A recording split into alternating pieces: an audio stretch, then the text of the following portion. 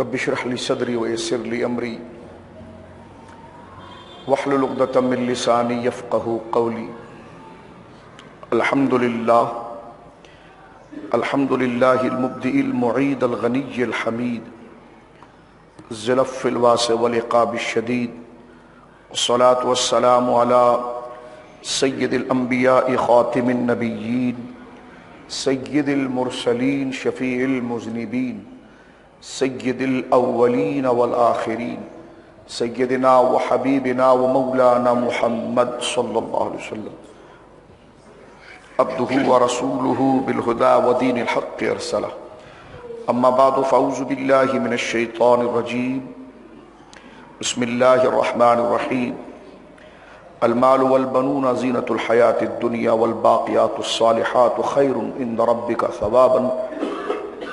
آمنت بالله صدق الله العظيم وصدق رسوله النبي الكريم الأمين. ببركة إن الله ملائكته يصلون على النبي يا أيها الذين آمنوا صلوا عليه وسلموا تسليما. اللهم صل على سيدنا وحبيبنا ومولانا محمد وبارك وسلم صلاة وسلاما عليك يا سيدي يا رسول الله. كلهم من رسول الله ملتمس غرفا من البحر ورشفا من الديم، منزه شريك في محاسنه فجوهر الحسن فيه غير منقسم. ثم الرضان ببكر وعن عمر وعن علي وعن عثمان ذي الكرم. مولا صل وسلم دائما سرمدا على حبیبک خیر الخلق کلہم. اللہ کی حمد و ثنا نبی محترم، نبی معظم، باعث تخلیق ارض و سما صلی اللہ علیہ وآلہ آلہ وصحبہ وبارک وسلم کی بارگاہ مقدسہ میں انتہائی محبت و عقیدت کے ساتھ درود و سلام پیش کرنے کے بعد، تمام تعریف اللہ وحدہ لا شریک کے لیے ہے. ہم اپنی اخلاقی اور اپنی اعتقادی اور اپنی فکری پاکیزگی کے لیے اور اس کی درستگی کے لیے حضرت سیدنا ابو بکر صدیق رضی اللہ تعالی عنہ وردہ عنہ کے یوم پاک اور آپ کے یوم سے قبل اللہ تک پہنچنے کے راستے، اس عنوان سے اپنی فکری پاکیزگی کے لیے، اپنے عقیدے کی پاکیزگی کے لیے، اپنے ذہنوں کی اور دلوں کی پاکیزگی کے لیے قرآن و سنت اور اقوال صوفیاء کرام سے ہم اپنے لیے سامع اور ہدایت حاصل کر رہے تھے.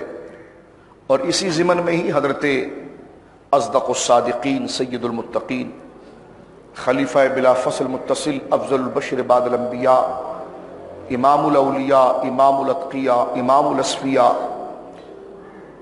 بعد مصطفیٰ کریم صلی اللہ علیہ وسلم تمام صحابہ اور تمام روئے زمین کے ہر فرد سے، حضرت آدم سے لے کر قیامت کے سرے تک، انبیاء کے بعد ہر اصفیاء، ہر اتقیاء، ہر ازکیاء سے افضل اور اولا حضرت ابو بکر صدیق رضی اللہ تعالی عنہ کے یوم پاک کو ہم نے اس کے ساتھ متصل کیا.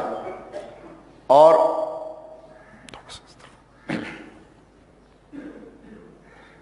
خصوصاً ذہنوں کی پاکیزگی کے لیے اللہ تک پہنچنے کا راستہ، اس کے لیے ذہنوں کی پاکیزگی اور دلوں کی پاکیزگی لازم ہے. ذہنوں کی پاکیزگی اور دلوں کی پاکیزگی سے مراد کیا ہے؟ دلوں کو پاک کرنا کس میل سے اور ذہنوں کو پاک کرنا کس میل سے؟ تو دل اور ذہنوں کا میل کیا ہے؟ دل اور ذہنوں کا میل وہ عادات ہیں اور وہ باتیں ہیں جس کو میں اور آپ اپنے ذہن اور دل کے اندر جمع کر لیتے ہیں، کہ جو اخلاقی اعتبار سے، آداب زندگی کے اعتبار سے انتہائی خطرے کی چیزیں ہوتی ہیں. مثلا حسد ہے، بغض ہے، ریا ہے، لالچ ہے، حرص ہے، خود غرضی ہے. یہ وہ غلط عادات ہیں جو ہمیں آداب زندگی سے ہٹاتی ہیں، اور اسی کو دل کی ناپاکی اور ذہنوں کی ناپاکی کہا گیا ہے. اور جو چیزیں اس کو پاک کرتی ہیں اسی کو دل کو پاک کرنے کا سامان، اور دلوں کو جب تک پاکیزگی اور فکر کو جب تک پاکیزگی خیالات کو جب تک پاکیزگی حاصل نہیں ہوگی اس وقت تک اللہ رب العالمین جل وعلا کی معرفت، کلمہ توحید کی لذت، ایمان کا ذائقہ ہمارے ذہنوں پر نہیں آ سکتا۔ حضرات صوفیاء کرام سے اس بات کو ذکر کیا گیا کہ جب ہم اس بات کو سمجھ لیتے ہیں کہ دلوں کی پلیتی اور دلوں کی ناپاکی اور دلوں کی گندگی کفر ہے، شرک ہے، بدعات ہے عقیدے کے اندر، اور اخلاق کے اندر خود غرضی ہے، لالچ ہے، حرص ہے، نخوت ہے، ایگو ہے، تکبر ہے اور حسد ہے، یہ عقیدے کی اور اخلاق کی گندگی ہے۔ تو ان سے دلوں کو پاک کس طرح کیا جا سکتا ہے؟ تو یقیناً کلمہ توحید کے ذریعے بندہ اللہ رب العالمین کی ذات، وحدانیت اور نبی کریم علیہ الصلوۃ والسلام کی رائی ہوئی شریعت پر ایمان لانے کے بعد اپنے آپ کو دل کے اندر پڑے ہوئے وہ بد عقیدگی اور جو عقیدے کے اعتبار سے گندگی ہے وہ صاف ہو جاتی ہے۔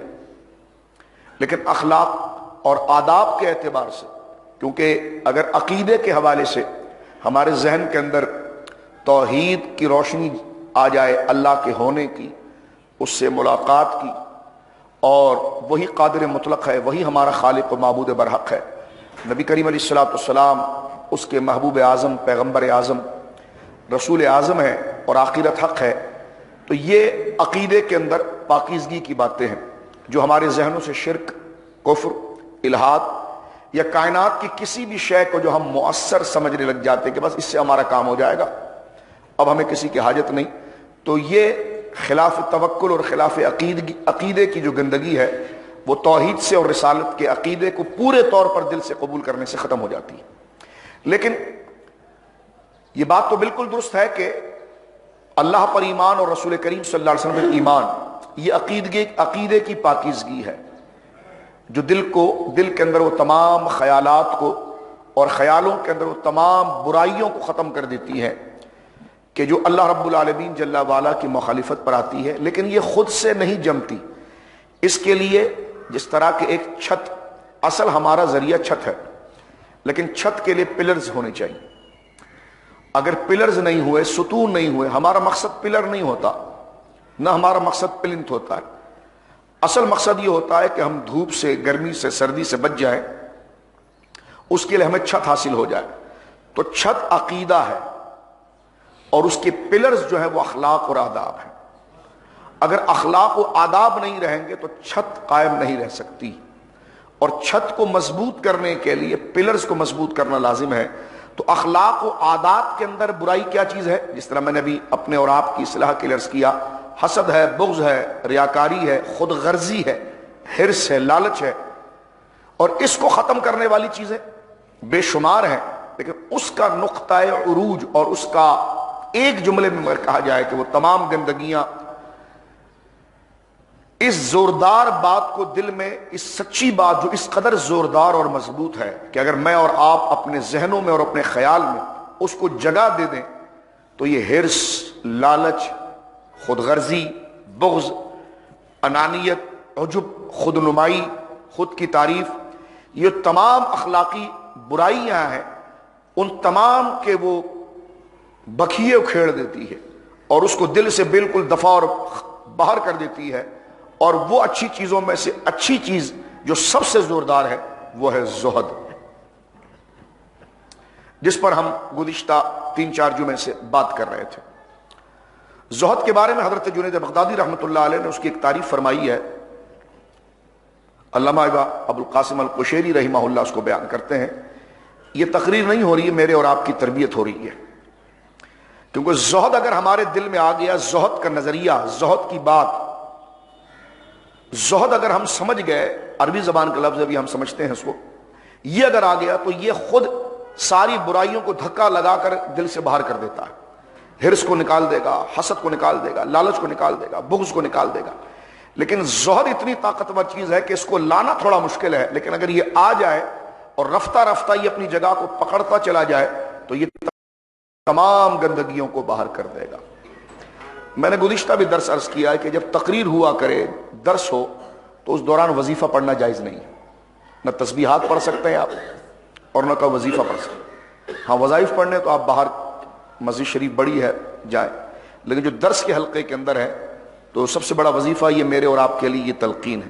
یہ نہیں کہ میں تلقین کر رہا ہوں، یہ قرآن و سنت کی بات ہے جو میرے اور آپ کی دل کی اصلاح کے لیے. سب سے بڑا وظیفہ یہ ہے کہ ہم عمل کی نیت کے ساتھ اس کو سنیں اور بیان کریں.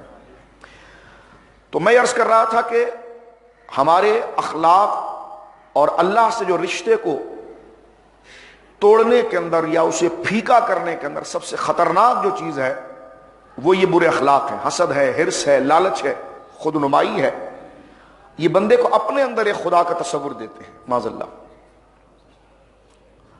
اور وہ زبان سے اللہ کو تو اللہ کہتا ہے، لیکن یہ بری عادات جب اس کے اندر آتی ہے تو شیطان اس کو زبان سے تو خدائی کا دعویٰ نہیں کراتا، لیکن وہ فکری طور پر خود کو خدا سمجھتا ہے کہ میں جو کہوں وہ ہو جائے، میری لوگ تعریف کریں، میں سب سے بڑا ہوں، میں سب سے پارسا ہوں، یہ بھی مجھے مل جائے، یہ بھی میرا حق ہے. تو یہ جو فکری طور پر شیطان اس کے اندر ایک العیاذ باللہ خدائی کا تصور کھڑا کرتا ہے، یہی وہ ناپاکی ہے اور یہی سب سے بڑی گندگی ہے جو اسے خدا کو سمجھنے کبھی نہیں دیتی، اور اسے اسلام اور ایمان کے ذائقے کو کبھی سمجھنے نہیں دیتی. یہاں تک کہ وہ اسی فراڈ کے اندر اور اسی دھوکے کے اندر الجھا ہوا رہتا ہے اور موت سامنے آ جاتی ہے، اور موت کا ٹائم آ جاتا ہے، اور اس وقت وہ تب اس کو سمجھ میں آتا ہے کہ نہ میں نے رہنا تھا، نہ میرے کہنے سے کچھ ہو سکتا تھا، اور اس وقت پھر کچھ بھی نہیں ہو سکتا. اس لیے وقت غرغرہ نہ توبہ قبول ہے الیاذ باللہ. غرغرے سے مراد کہ جب نزا کا وقت آئے تو انسان کے حلق سے لمبے لمبے خراٹے نما سانسوں کی آواز آتی ہے. اللہ ہمیں محفوظ فرمائے اور ہمارے لیے آسانی فرمائے. اس مرحلے سے ہر انسان گزرتا ہے. اس کو وقت غرغرہ بھی کہا جاتا ہے عربی زبان میں. نزا کا وقت، نزا کا معنی انزاع بمعنی کھینچنا، کہ جب روح اس کے بدن سے کھینچی جاتی ہے اس وقت ایسے آدمی جو دھوکے میں مبتلا تھا اپنی عزت، اپنی طاقت، اپنی پارسائی میں، تو ان تمام تر برے خیالات کو دھکا لگا کر نکالنے والی چیز ہے زہد. زہد اگر میں اور آپ اپنے ذہن کے اندر قرآن و سنت کی تعلیم کو لیتے ہوئے ایک حقیقی چیز کو سمجھتے ہوئے، اور جو چیز یعنی جب ہم اپنے آپ کو، ہم ہیں کمزور، جب تک اس کا اعتراف نہیں کریں گے تو ہمارے سامنے طاقتور اور مضبوط جو ذرائع وہ واضح نہیں ہوں گے. ہم ایک کمزور اور بیکار قسم کے لوگ ہیں، اور ہم جو ہے کہ وہ اپنے آپ ہی کو منتہا، منزل اور مکمل سمجھیں گے تو واقعتاً جو مکمل ہے وہ ہمیں سمجھ میں نہیں آئیں گے، چاہے وہ عقیدے کے اندر ہو، چاہے وہ اعمال کے اندر ہو. آج دیکھیے آپ، مکمل لوگ ہیں لیکن ہم نے اپنے آپ کو مکمل سمجھا تو ہمیں متقی لوگ سمجھ میں نہیں آتے، کیونکہ ہم نے خود کو مکمل سمجھا. اسی طرح عقیدے کے اندر بھی اپنی ذات کو جب مکمل سمجھا کہ میں بڑے پیر کا بیٹا ہوں، میں بہت بڑے خاندان کا ہوں، تو جو میں کہوں گا وہی ہو کر رہے گا. یہ ہے سب سے بڑی نحوست، کہ جب میں اور آپ اپنے آپ کو مکمل سمجھتے ہیں تو جو اصل مکمل باتیں ہیں وہ ہمارے دل تک ہوتی، پھر ہمیں حاجت ہی نہیں، ضرورت ہی نہیں ہوتی. تو شیطان ہمارے نسب و خاندان کے خیالات کو عروج دیتا ہے، کبھی حلقہ محبت کرنے والوں کو قریب کر کے عروج دیتا ہے کہ اب تو تو خود مکمل ہو گیا ہے، عزت تجھے خاندان میں تو پیدا ہو گیا ہے، لوگ تمہارے چاہنے والے ہو گئے ہیں، مال تمہارے پاس آ گیا ہے، ہر طرف تمہاری ریسورسز اور مضبوط ہے. تو یہ شیطان آہستہ آہستہ مجھے اور آپ کو مضبوط، مکمل اور پائیدار ہونے کی طرف لاتے ہوئے قبر، مٹی میں ہونا، جسم کا منتشر ہو جانا، نام کا ختم ہو جانا جو ایک حقیقت ہے، اس سے بندے کو ہٹاتا ہے. اور ایک حال یہ ہوتا ہے کہ اسی حالت میں مجھے اور آپ کو موت آ جاتی ہے اور پھر بندہ ان قبروں کی نظر ہو جاتا ہے، اور پھر آگے کا مرحلہ جو یہاں سوچا تھا اس کے جواب کا ہوتا ہے. تو یہ سب سے بڑا دھوکہ ہوتا ہے جو انسان کو، اس میں نسب کی فضیلت نہیں، نسب اعلیٰ بھی ہوتے ہیں لیکن اس سے مراد صرف وہ اللہ کا احسان ہے، بندے کی ذمہ داری اس پر بڑھ جاتی ہے. جس طرح حضرت داتا گنج بخش علی اجویری رحمۃ اللہ علیہ نے اس بات کو ذکر کیا کہ حضرت امام جعفر صادق رضی اللہ تعالیٰ ایک دفعہ مجمع میں تشریف لائے تو سرکار داتا صاحب رحمۃ اللہ علیہ لکھتے ہیں کہ حضرت امام بایزید بستامی رحمہ اللہ کی زبان سے جملہ نکلا کہ جاء ابن رسول اللہ صلی اللہ علیہ وسلم، دیکھو مجلس میں اللہ کے رسول کے بیٹے آ گئے، اس میں کیا شک تھا؟ حضرت امام جعفر صادق بیٹے نہیں تو بیٹا کون ہے؟ آگے رجب میں انشاءاللہ ان کا یوم آئے گا تو ہم فضائل زندگی رہی تو بیان کریں.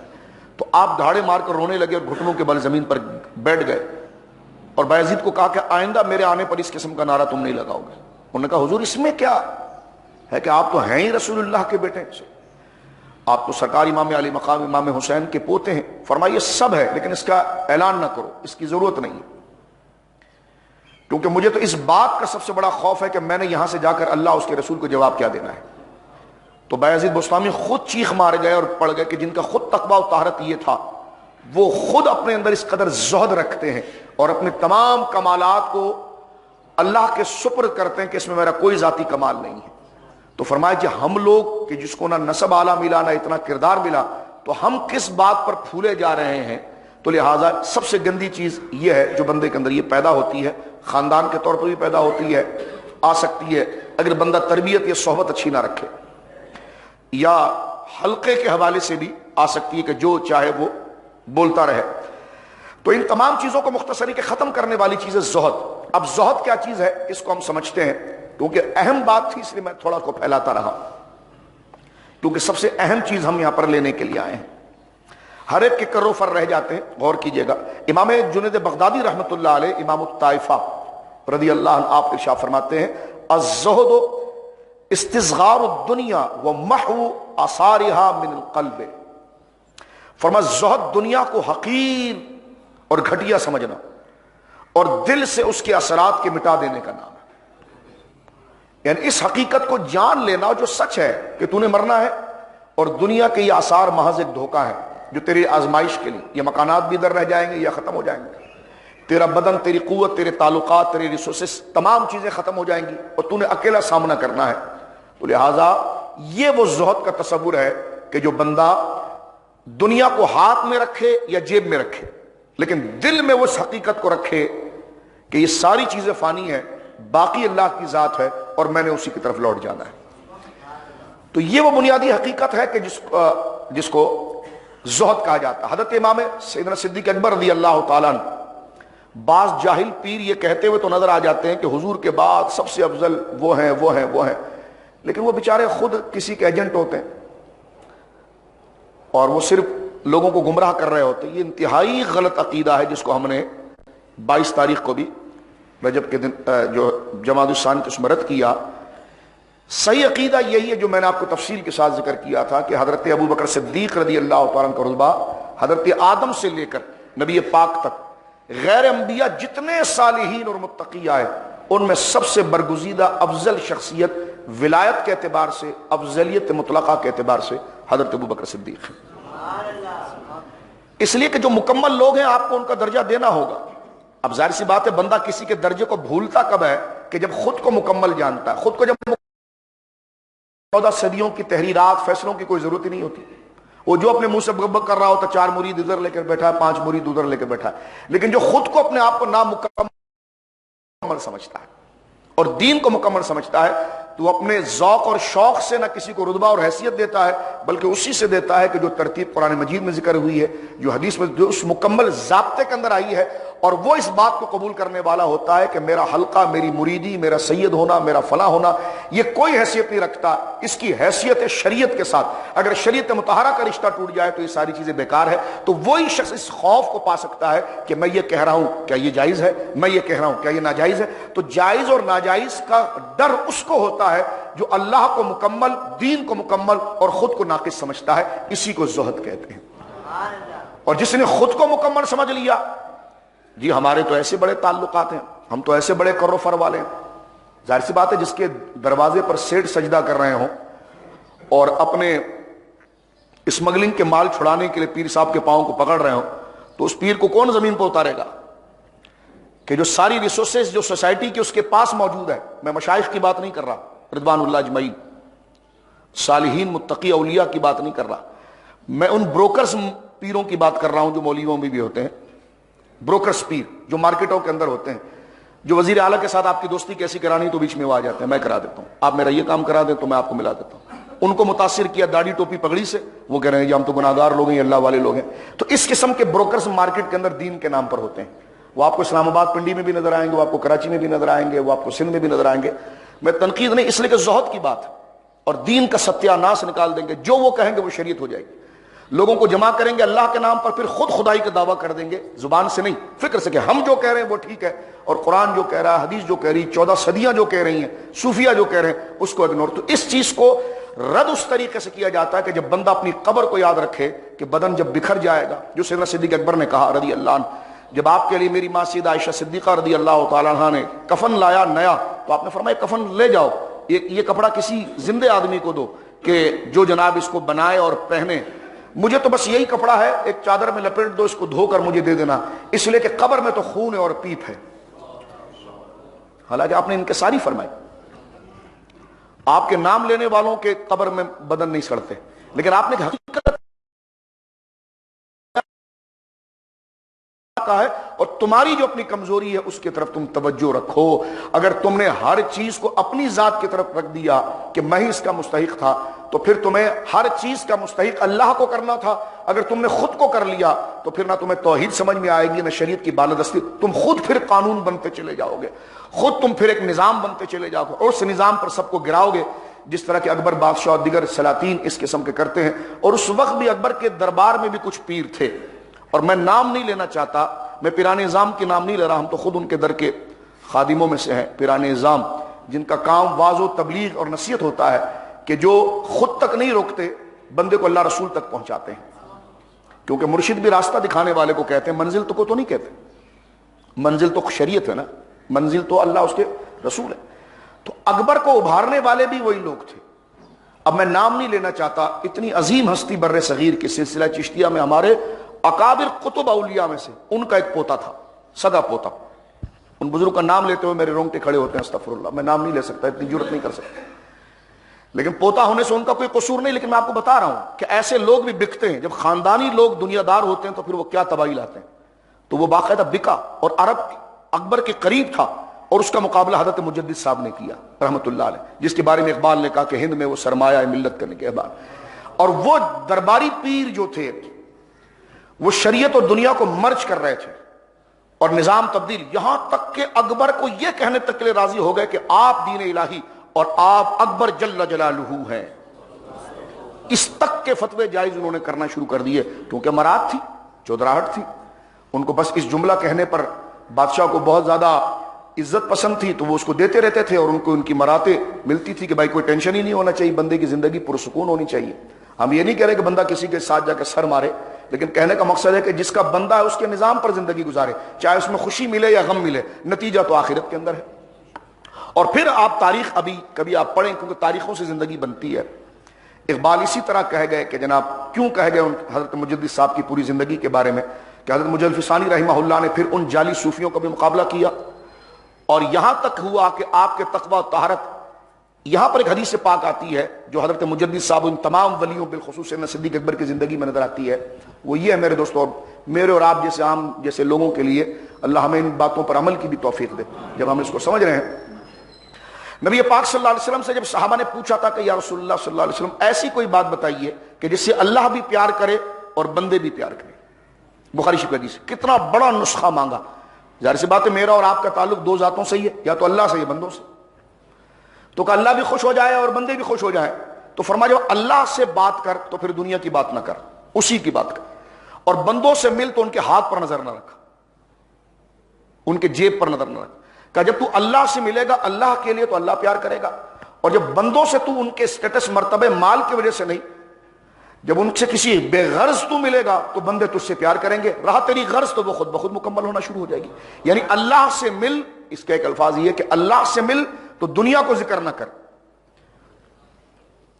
اور دنیا داروں سے مل تو پھر اپنی حاجت کو ذکر نہ کر، تاکہ تو حقیر نہ ہو جائے ان کی نظروں میں۔ باقی جو تجھے ملنا ہے وہ اس کے ذمن میں ملے گا، یعنی اپنا معیار یہ بنا، ایسا نہیں کہ تیری حاجتیں نہیں رکے گی، لیکن پہلا معیار یہ بنا کہ میرا مقصد آپ کے ہاتھ کا رومال بننا نہیں ہے، میرا مقصد یہ نظام ہے۔ اور بندہ پہلے ہی اگر لوگوں کے ہاتھوں پر نظر رکھے اور جیبوں پر نظر رکھے اور عزت ان کے مرتبے اور مقام اور پیسے کی وجہ سے دے، تو اس کے آگے شریعت کا کیا مقام رہے گا، دین کا کیا مقام، اور وہ رذیل ہی بنا رہے گا، چاہے پیر کیوں نہ ہو۔ دروازے پر ہوگا تو سیٹھ صاحب لیٹا جی آ رہے ہیں بس بات کر رہے ہیں، اور یہ دروازے کھٹکھٹا رہے ہیں، ان کی گھنٹیاں بجا رہے ہیں، تو اس کا مطلب دین گرتا ہے پھر اس سے۔ اور یہی چیز حضرت مجدد صاحب نے جب کر کے دکھائی تو آپ کے خراسان افغانستان کے تمام بڑے بڑے گورنرز جب آپ کے مرید ہوئے تو انہوں نے، اکبر نے ان کو کہا، جہانگیر نے ان سے کہا اکبر کے بیٹے جہانگیر نے کہ یہ احمد سرہندی سے پوچھو یہ ہمارے خلاف کیوں کھڑا ہو گیا اور یہ کیا چاہتا ہے، کسی جگہ کی ریاست چاہتا ہے، مال چاہتا ہے تو ہم دینے تیار ہیں۔ اس وقت جب افغانستان کے گورنر نے رابطہ کیا سرہند کے اندر حضرت مجدد صاحب نے، انہوں نے فرمایا مجھے کچھ بھی نہیں چاہیے، نہ مجھے ریاست چاہیے۔ کیا چاہیے؟ کہ یہ جو بادشاہ شریعت کے خلاف جاتا ہے نا اس سے اس کو رکھاؤ۔ تو یہ بات جہانگیر کے ذہن پر اتنی اثر انداز ہوئی کہ میرے قریب جو پیروں کا لشکر ہے وہ تو کسی مرید کی فائل کو سائن کرانے کے لیے ہے، اس مجھے کبھی بتا میں کیا غلط کام کر رہا ہوں۔ اور ہر ایک ہوس اور دنیا وابستہ ہے۔ یہ زمین پر ایسے بھی لوگ ہیں کہ جس کو ہم خود آفر کر رہے ہیں اور ہم ڈر گئے، ہماری سلطنت گھٹنے کے بل بیٹھ گئی اس کے آگے۔ یعنی مجدد صاحب ایک فقیر شخص تھے لیکن اللہ نے ان کے کام میں برکت دی۔ آپ تاریخ پڑھیے، اور پاکستان اور دو قومی نظریے کی بنیاد بر صغیر پر رکھنے والے وہ شخص تھے، اکبر کے الہات کے سامنے کھڑے ہونے والے وہ شخص تھے کہ جن کو جمعے کے خطبوں میں یاد کیا جا رہا ہے۔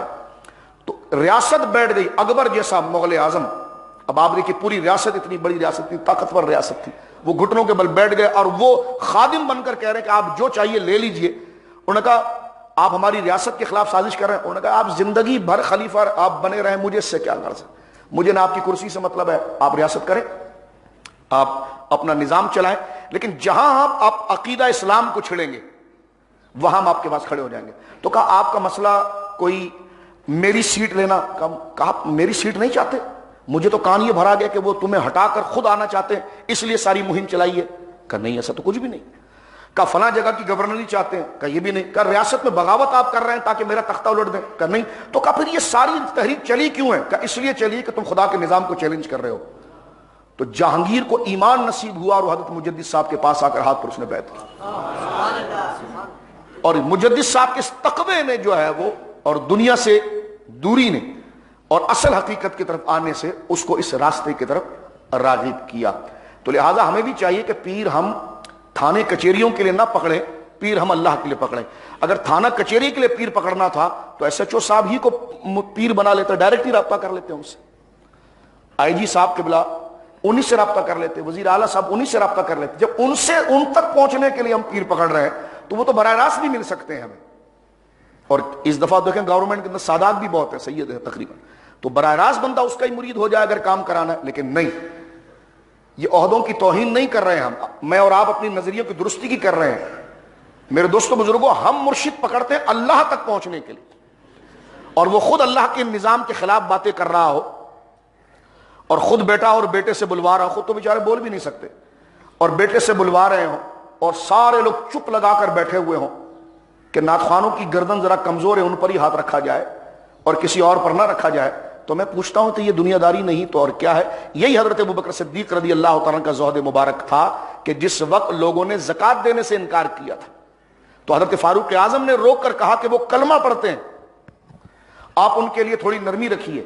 آپ نے فرمایا کہ دیکھیے کہ جو نماز کا درجہ ہے وہی زکوٰۃ کا درجہ ہے۔ اے عمر کیا ہوا، کیونکہ پیر تھے آپ حضرت عمر کے، اے عمر تمہیں کیا ہوا کہ زمانے جاہلیت میں تمہاری جرت اور تمہاری بہادری بہت تھی، لیکن آج حال یہ ہے کہ جب میں تمہیں کھڑے ہونے کے لیے کہہ رہا ہوں تو تم کمزور ہو۔ فرمایا کیا ہوگا کہ مدینے کے گرد کے جنگلوں سے درندے نکل آئیں گے اور ابوبکر کے جسم کو پھاڑ دیں گے۔ فرمایا میرے جسم کو پھاڑ کر وہ ٹکڑے ٹکڑے بھی کر دیں، لیکن جو رسول اللہ کا نظام تھا میں اس کو اسی طرح چلاؤں گا۔ تو یہ اکابر کی زندگی جو ہمیں اس جرت کو بیان کرتی ہے۔ اب آخر میں ختم کرتے ہوئے میرے دوستو، یہ باتیں میں نے اور آپ کو، ہم کوئی پارسا نہیں ہے، کرسی پر اس لیے بیٹھے ہیں کہ صرف سب کے سامنے کوئی بات کر سکے۔ کوئی اور امام صاحب ہوتا تو وہ بیٹھ جاتا، ہم زمین پہ بیٹھ جاتے۔ تو اس میں کوئی مرتبوں کا فرق نہیں، ان باتوں کی اہمیت ہے جس کے میں بھی پابند ہوں اور آپ بھی پابند ہیں۔ قرآن کریم نے اس بات کو سورہ فاطر کے اندر ذکر کیا اور ہمارے ہوش ٹھکانے لگا دیے کہ تم کیا ہو اور کہاں تم جا رہے ہو۔ لوگوں کو پیسے سے نہیں خریدو، اللہ کے نظام پر چلو۔ ایک بندے نے اپنے مرید پیر سے کہا کہ لوگ میری عزت کب کریں گے؟ فرمایا جب تو خدا سے ڈرے گا۔ فرمایا جب تو خدا سے ڈرے گا تو لوگ تیری عزت کریں گے، اور جب تو خدا سے نہیں ڈرے گا تو پھر کسی کو 4.5 لاکھ روپے دے کر اپنا لائف پروگرام کروائے گا، کسی کو پیسے دے کر، اور خود ایسے لوگوں کو بٹھائے گا کہ جو تیری منقبت ہے وہ 15 منٹ تک ہوگا۔ جب تو لوگ دیگ میں کھانا کھا کے چلے جائیں گے تجھے بھی بھول جائیں گے، پھر وہ انتظار کریں گے یار وہ سرکس کب لگے گا تو پھر ہم اس محفل میں پھر شریک ہو جائیں۔ تو فرمایا سرکس لگا کر کیا عزت لے رہے ہو؟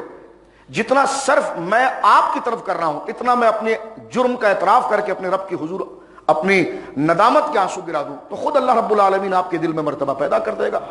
اس لیے کہ بندے اس کی عزت کرتے ہیں. اور مجھے ایک حدیث پاک یاد ہے, اللہ اکبر, اللہ میرے اور آپ کے حال پر رحم کرے. ایک صحابی نے اتنی بنیادی سوال کیا ہے میرے دوستو بزرگوں سرکار سے, جملہ دیکھیں اور اس کا جواب حضور کے علاوہ کوئی نہیں دے سکتا تھا. اللہ اکبر اللہ اکبر. پوچھا یا رسول اللہ میری عزت اللہ کی نظر میں کیا ہے؟ اب سوال دیکھیں آپ. میں اور آپ جمعے میں بیٹھے ہیں اللہ کی نظر میں عزت کے لیے, کلمہ پڑھ رہے ہیں اللہ کی نظر میں عزت کے لیے, نظر میں مراد اس کی قدرت کی نظر میں, ٹھیک ہے. ہم چلتے پھرتے مسلمان ہیں اللہ کی نظر میں کہ اللہ ہمیں عزت دے. تو اس ساری زندگی کا ایک سوال میں سارا اسلام جمع کر دیا. کیا عقل تھی ان کی, کیا سمجھداری تھی, اور اس کا جواب حضور کے علاوہ کوئی نہیں دے سکتا تھا. اب آپ جواب سنیں گے تو میں اور آپ شرم سے پانی پانی ہو جائیں گے میرے دوست. اللہ ہمارے حال پر رحم کرے. امام ہونا, مرشد ہونا, سید ہونا, امیر ہونا, غریب ہونا, سب اپنی جگہ پر. اصل چیز یہ حال اور یہ فیلنگ ہے, یہ جذبات ہیں. جب تک نہیں ہوں گے تب تک کوئی چیز کام نہیں آئے گی. میرے دوستوں بزرگوں دیکھیں, سوال پہلے دیکھیں کہ یا رسول اللہ میری عزت اللہ کی نظر میں کیا ہے؟ فرمایا جو اللہ کی عزت تیری نظر میں ہے. بس اس سے آپ اندازہ لگا لیں میں اور آپ. فرما اللہ میرے ساتھ کیا معاملہ کرے گا؟ فرما جو تو شب و روز اللہ کے نظام کے ساتھ کرتا ہے. صاحب بات. فرما میری عزت اللہ کی نظر میں کیا ہے؟ فرما جو اللہ کی حیثیت تیری نظر میں ہے. اگر تو اس سے ڈرتا ہے بمانا تو اس کو اہمیت دیتا ہے, اور اپنی ذات گالی بھی سن لے, مار بھی کھا لے, سب کو, لیکن اس کے نام کو نیچے نہ جانے دے, تو فرما جس طرح تو نے وقار سے اس کے نام کو سنبھالا ہے, اس کی عزت کو سنبھالا ہے, تو پھر میدان محشر کی گرمی کے سامنے پھر تو گھبرا مت, اس لیے کہ جیسی عزت تو نے اللہ کی ہے ایسی عزت اللہ تیری کرے گا. یہ حدیث پاک بخاری شریف کے اندر موجود ہے. قرآن کریم اس بات کو ذکر کرتا ہے کہ یا ایھا الناس ان وعد اللہ حق. اللہ مجھے اور آپ کو عمل کی توفیق دے, ریاکاری سے محفوظ فرمائے. ہم سارے بیکار اور گندے لوگ ہیں. عزت ہے اس نظام کے ساتھ. خالی یہ مسلح عزت والا ہے, اس پر آنے والے عزت والے جب بنیں گے جب اس نظام پر آئیں گے. نظام سب مانتے, یہ صفیں عزت والی ہیں کیونکہ عزت والوں نے اس کو آباد کیا تھا. یہ آپ کے بیٹھنے کی وجہ سے عزت والی نہیں ہوئی, یہ مسلح عزت والا, یہ میرے کھڑے ہونے کی وجہ سے نہیں ہوا. جو تھے عزت والے ان کی وجہ سے یہ آگے والے عزت والے ہوئے. تو میری اور آپ پتا چلا ہم تو عارضی لوگ ہیں. ہماری عزتیں ان صفوں میں جب ہوں گی کہ جب ہم ان کے پیچھے چلیں جن کی وجہ سے ان صفوں کو اور ان مسلحوں کو عزت ملی. قرآن نے کیا کہا تاکہ ہم اپنی حیثیت کو سمجھیں. لوگوں کے آگے کھڑے ہو جانے کا مطلب نہیں کہ لوگوں کا معاذ اللہ کوئی ایسا ہو جائے کہ لوگ اس کو خدا جاننے لگے الیاذ باللہ, یا صفوں میں آنے کے بعد یہ نہ ہو جائے کہ گلیوں کے اندر پھرتے چلے کہ ہم تو جمعے کی نماز پڑھ کے آئے ہیں, تم نے تو نماز ہی نہیں پڑھی. تو اس نظام کے ہم محتاج ہیں, آگے ہیں. آپ نے اگر ایک امام کو آگے کیا ہے تو انہی کے کہنے پر, اور ہم نے اگر آپ کی نماز پڑھائی تو انہی کے کہنے پر. ہم تو ایک رول پلے کر رہے ہیں, کامیاب ہوگا جو ان کی طرف جتنا بڑھ جائے گا. اس لیے فرما وَيَتَّبِعْ غَيْرَ سَبِيلِ الْمُؤْمِنِينَ, جو مسلمانوں کی اجتماعی صحبہ اور ان کی جماعت کو چھوڑ کر الگ راستہ نکالتا ہے, فرما نُوَلِّهِ مَا تَوَلَّىٰ, پھر ہم اس کو دھکا لگاتے ہیں جس طرح وہ جہنم میں جاتا ہے. وہ سات مسیرہ قرآن نے ذکر کیا سورہ فاتر میں میرے اور آپ کے پتھر جیسے دل کو عقل دلانے کے لیے کہ اب بھی نہیں جاگتا. فرمایا کہ یا ایھا الناس ان وعد اللہ حق, اے لوگو بے شک اللہ کا وعدہ سچ ہے. تو ہرگز دھوکہ نہ دے دنیا کی زندگی تمہیں. کیوں؟ فرمایا کہ اور ہرگز تمہیں اللہ کے حکم پر فریب نہ دے, کیونکہ دنیا کی زندگی بڑا فریب ہے کہ جو تمہاری چودراہٹ اور تمہارے معاملات. اب دیکھیں قرآن کریم نے ایک جگہ اور ذکر کیا سورہ عنکبوت کے اندر. اللہ رب العالمین سورہ کہف میں فرما البال والبنون زینت الحیات الدنیا. میں اور آپ کس چیز پر پھیلتے ہیں؟ مال پر, اولاد پر, تعلقات پر. اللہ فرماتا مال اور اولاد یہ تو صرف دنیا کی زیب و زینت, صرف دنیا کی ہے. فرمایا والباقیات الصالحات, آخرت میں وہی ہے جو تیری نیکیاں ہیں. فرمایا خیر عند ربک الثواب, آخرت میں تیرے لیے وہی. فرمایا مال اور فرزند تو صرف دنیاوی زندگی کے زیب و زینت ہے, بس اور کچھ نہیں. اور در حقیقت باقی رہنے والی نیکیاں وہی بہتر کام ہے تیرے رب کے وہاں جو ثواب کا اعتبار سے اور بہتر ہیں, جن کی امیدیں تو نے وابستہ کر رکھی ہیں. تو قرآن کریم فرقان حمید میں اس چیز کو واضح کیا, اور میرے اور آپ کے لیے تو زہد کی یہ زندگی اصل زندگی ہے کہ جس میں بندہ جو ہے کہ وہ اپنے آپ کو شریعت مطہرہ کا پابند کرنا چاہے اور اللہ رب العالمین جل وعلا کی مرضی کے تابع کرنا چاہے, تو اس حقیقت کو وہ سمجھ لے کہ اصل جو چیز ہے وہ اللہ رب العالمین جل وعلا کی ذات کا ہی رہنا ہے, اور ہر شے فانی ہے. اس چیز کو قبول کرنے کے بعد ہی انسان جو ہے کہ اس مرتبے پر پہنچتا ہے کہ اسے نماز کا پتہ چلتا ہے، اسے روزے کا پتہ چلتا ہے۔ بات کو ختم کرتے ہیں داتا صاحب کے اس جملے پر جو حضرت ابوبکر کا اتنا شاندار قول ہے کہ حضرات صوفیہ تو اس فن کے امام ہیں، وہ کہتے ہیں اتنی بڑی بات زہد پر آج تک کسی نے کی نہیں، اس لیے کہ جو بات کو سمجھے گا وہی اس کا اصول نکالے گا، جس کو مضمون سمجھ میں نہیں آیا وہ بات کیا کرے گا؟ آپ ایک بات کو جتنا اچھا سمجھیں گے اتنا اچھا ایکسپلین کریں گے، کرنے سے پہلے اس کو سمجھنا آپ میرے اور آپ کے لیے ضروری ہے۔ حضرت ابوبکر صدیق نے دنیا کو فانی اور رب کو باقی اور رب کے ساتھ بندے کا رشتہ کیسا ہونا چاہیے، حضرت امام الصوفیہ جن کی کتاب کو تصوف کا اخلاق کا انسائکلوپیڈیا کہا جاتا ہے، کشف المحجوب شریف میں آپ فرماتے ہیں کہ اس طریقے سے دنیا کو اور اللہ کی ذات کو کسی نے نہیں سمجھا بعد انبیاء جو حضرت ابوبکر نے سمجھا۔ کیا آپ نے ارشاد فرمایا، اللہ کے حضور دعا کی، یا اللہ میرے لیے دنیا کو کشادہ کر، فرمایا یا اللہ میرے لیے، اب دیکھیں اس میں ساری چیزیں آ گئی۔ کسی کے ذہن میں یہ ہوگا کہ آپ کیا کمانے سے منع کر رہے ہیں، آپ نے کیا کھانے سے منع کر رہے ہیں، یہ نہیں۔ اب یہ کنکلوڈ یہاں پر اس خطبے کو ہم نے آخر میں سے رکھا۔ حضرت ابوبکر صدیق دعا کرتے تھے کہ یا اللہ میرے لیے دنیا کو کشادہ کر لیکن مجھے اس میں ملوث نہ کر۔ فرمایا دنیا کی ہر نعمت میرے پاس ہو، گاڑیاں میرے پاس ہو، بنگلے میرے پاس ہو، زمینیں میرے پاس ہو، مال میرے پاس ہو، اس لیے دے اور پھر میں وہ مال جب تیری راہ میں خرچ کروں۔ ظاہر سی بات ہے میں اور آپ اتنی محنت سے اگر کمائیں اور ایک غریب مانگے ہم دیں تو بندے کے دل کو بھی تو درد ہوتا ہے نا، تکلیف ہوتی ہے، کہہ رہی ہے بچا کر رکھتے آپ دے رہے ہیں تو فرمایا کہ جب تم دے گا دنیا مجھے تو میں شکر گزار بنوں گا، اور جب میں اس میں سے دوں گا اور پھر مجھے تکلیف پہنچے گی اور میں اس پر صبر کر کے دوں گا تو مجھے صبر کا بھی اجر ملے گا اور شکر کا بھی اجر ملے گا۔ اس لیے آپ کے ایک جملہ تھا، آپ سے ایک مرید نے پوچھا کہ دنیا کی مثال کیسی ہے، فرمایا کہ کشتی کی مثال کیا ہے، کشتی پانی کے اندر چلتی ہے، یعنی پانی اس کے اندر آ جاتا ہے تو چلتی ہے یا پانی کے اوپر چلتی ہے؟ انہوں نے کہا حضرت اگر پانی اس کے اندر آئے گا تو کشتی تو ڈوب جائے گی۔ تو فرمایا بس یہی میرا اور تیرا حال ہے، ہم نے دنیا کے اوپر رہنا ہے، دنیا کو اندر نہیں لینا ہے۔ فرمایا اس سے استفادہ جائز ہے، اصل وہ جو چیز ہے کہ اللہ کی طرف لوٹ کر جانا ہے، اسے حساب و کتاب دینا ہے، اور وہ اکاؤنٹیبلٹی اور تمام چیزیں جو خطبے کے اندر میرے اور آپ کے لیے ذکر کی جاتی ہے کہ فَمَن يَعْمَلْ مِثْقَالَ ذَرَّةٍ خَيْرًا يَرَهُ، رائی کے دانے کے برابر بھی نیکی ہوگی تو امام بھی دیکھے گا، مقتدی بھی دیکھے گا۔ وَمَن يَعْمَلْ مِثْقَالَ ذَرَّةٍ شَرًّا يَرَهُ، رائی کے دانے کے برابر بھی تم نے برائی کی ہے تو امام کو بھی پکڑا جائے گا، مقتدی کو بھی پکڑا جائے گا۔ تو فرمایا دنیا سے استفادہ کرنا، اولاد سے استفادہ کرنا، کاروبار کو وسیع کرنا، یہ بہت اچھی چیز ہے، لیکن اس کو ہاتھ میں رکھا جائے، دل میں نہ رکھا جائے، کیونکہ دل میں اس حقیقت کو رکھا جائے کہ میں بھی فانی، یہ بھی فانی، ہم نے بس دن ہمارے مکمل ہو رہے ہیں، ہم نے آگے کی طرف جانا ہے۔ تو یہ وہ مثبت خیال ہے جو حرص سے بندے کو نکالتا ہے۔ ملاوٹ جیسی چیز، ملاوٹ میں اور آپ کیوں کرتے ہیں؟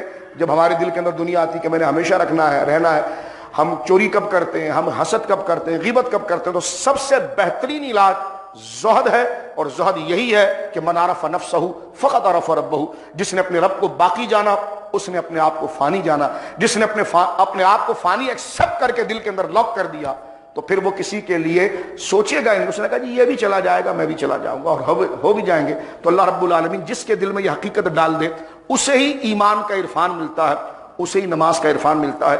اللہ رب العالمین جل وعلا ہمیں ادھر ادھر کی راہ اختیار کرنے کے بجائے ان سچوں کے راستے پر چلنے کی توفیق عطا فرمائے، اور اللہ ہمارے اندر طلب پیدا فرمائے۔ طلب، پیاس نہ لگی ہو تو ٹھنڈا روح افزا بھی مزہ نہیں دیتا، اور پیاس لگ جائے تو گرم پانی بھی شہد لگتا ہے۔